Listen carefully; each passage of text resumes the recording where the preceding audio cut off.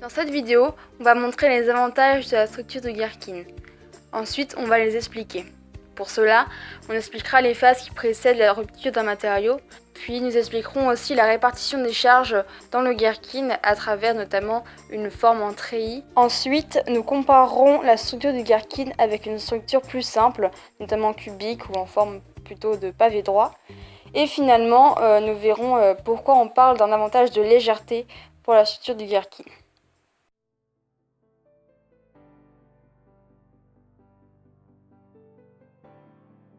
Les avantages de la structure de Guerkin se caractérisent par deux points principaux, qui sont en fait reliés l'un et l'autre.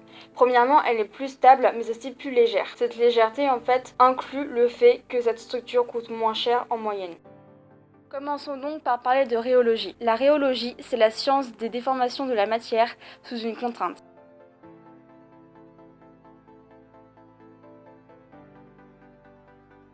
Voici une représentation graphique des différentes phases par lesquelles va passer un matériau avant de se rompre. En vert, nous traçons la phase de l'élasticité. En rouge, nous traçons une phase que nous pouvons appeler la plasticité.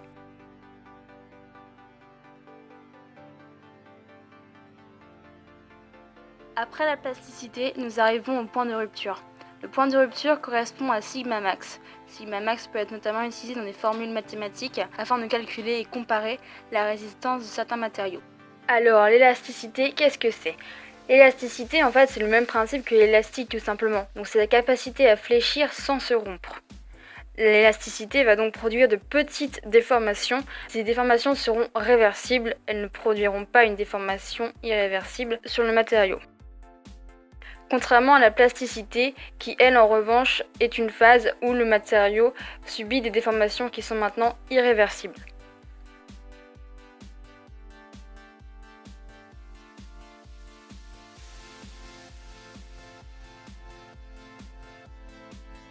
Ainsi, nous pouvons résumer ce graphique en 4 ou 3 étapes.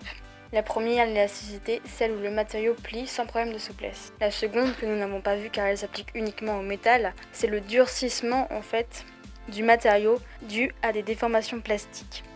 En d'autres mots, le matériau se rigidifie et ne se plie plus.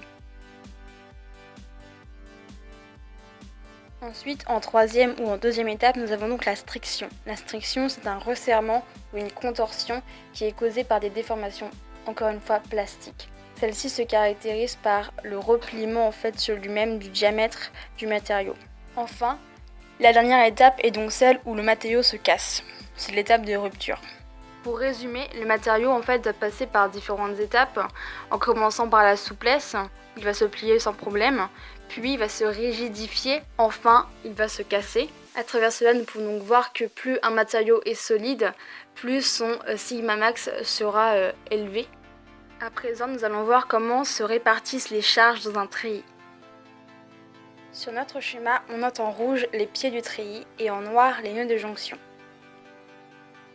On considère les forces du poids de la structure qu'on note ici Fp, mais qui habituellement sont notées P. Les triangles composant le treillis sont isocèles. Ainsi, les forces se répartissent de manière équitable des deux côtés des triangles.